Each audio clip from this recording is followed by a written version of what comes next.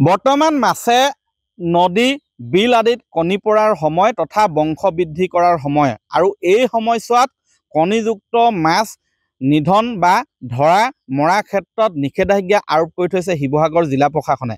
অসম মীন বিধি 1953 আৰু অসম মীন বিধি সংশোধনী আইন অনুসৰি যোৱা 1 এপ্ৰিলৰ পৰা অহা 15 জুলাইলৈকে নৈত মাছ ধৰা বা নিধন কৰাৰ ক্ষেত্ৰত নিষেধাজ্ঞা আৰোপ কৰি থৈছে শিৱসাগৰ জিলা প্ৰশাসনে। কিন্তু অতি পৰিতাপৰ বিষয় যে শিৱসাগৰ জিলাৰ বিভিন্ন প্ৰান্তত বৰ্তমান কণীযুক্ত মাছ ধৰা পৰিলক্ষিত হৈছে।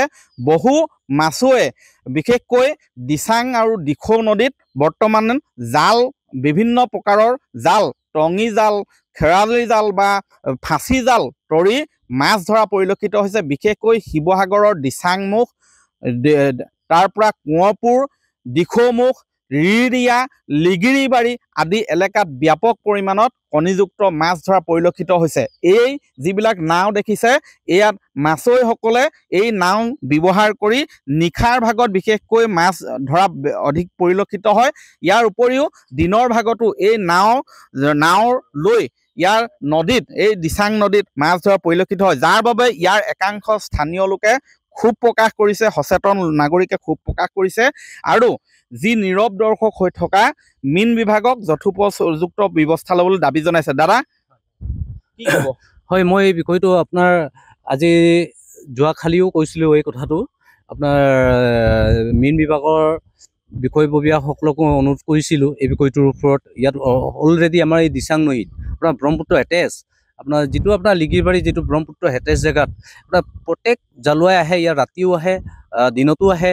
একেদিন কিন্তু ৰাতিও কৰিছে, দিনতো কৰিছে, কিন্তু মাছ ধৰাটো সত্য, এইটো ধৰি আছে মাছ। আৰু লগতে আপোনাৰ ফৰেষ্ট ডিপাৰ্টমেণ্টৰ ডিপু ছাৰকো আমি অনুৰোধ জনাইছিলোঁ।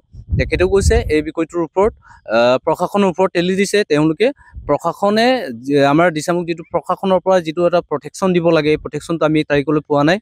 গতিকে এই বিষয়টোৰ ওপৰত আমি খুব দুখে লাগি গৈছোঁ, মানে এই পৰিৱেশটো যাতে হ'ব নালাগে। এতিয়াৰ যিটো এটা পৰিৱেশ আৰু মাছ বন্ধ কৰাৰ দিন আৰু পৰিৱেশটো হ'ল ধ্বংসবৃদ্ধি কৰাৰ সময়ত আপোনালোকে মাছ ধৰিব নালাগে, তেওঁলোককো অনুৰোধ জনাইছিলোঁ, কিন্তু খুবেই নামনা হৈছে এই বিষয়টোৰ ওপৰত। এইটো আপোনাৰ দিচামুখ আপোনাৰ ফেৰীঘাটৰ পৰা আপোনাৰ এইটো চাপৰিঘাটৰ পৰা ধৰি আপোনাৰ ব্ৰহ্মপুত্ৰ, আপোনাৰ দিচাং আৰু ব্ৰহ্মপুত্ৰৰ মাজত এই সুঁতিটোলৈকে মাছ ধৰা সম্পূৰ্ণ আমি দেখা পাই। দিচামুখ আৰু লিগিৰিবাৰী, আপোনাৰ সপলা আৰু আপোনাৰ এই এলেকাটোতে আৰু দিচাং আৰু ব্ৰহ্মপুত্ৰৰ মাজত মানে এই বিষয়টোত সম্পূৰ্ণ আমি দেখি পাইছোঁ মাছ ধৰাটো হয়তো। বিভিন্ন ধৰণৰ মাছ, কণীযুক্ত থকা মাছ ধৰি আছে।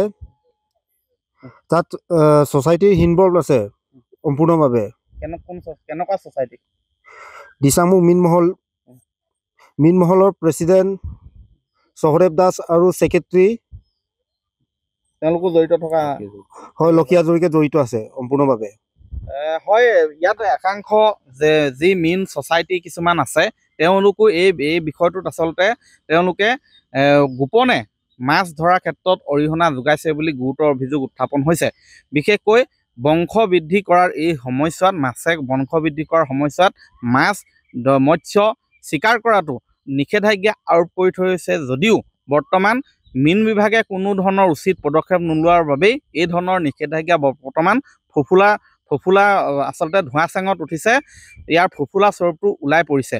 এই স্থানীয় ৰাইজেই, স্থানীয় সচেতন নাগৰিকেই, তেওঁলোকেই আচলতে দাবী কৰিবলগীয়া হৈছে যে আপোনালোকে কিবা এটা পদক্ষেপ লওক। কাৰণ এই যি নদীপৰীয়া লোকসকল আছে, এওঁলোক হৈছে মিচিং জনগোষ্ঠীয় লোক। এওঁলোকে আচলতে মৎস্য পালনেৰে তেওঁলোকে জীৱিকা অৰ্জন কৰে। কিন্তু এই সময়ত তেওঁলোকে সকলোকে আহ্বান জনাইছে যাতে এই সময়ত মাছ নধৰিলেহে, এই সময়ত যাতে মাছ নিধন নহ'লেহে আচলতে তেওঁলোকে বাকী বছৰটোৰ অধিকাংশ সময় মাছ তেওঁলোকে ধৰি জীৱিকা উপাৰ্জন কৰিব পাৰিব।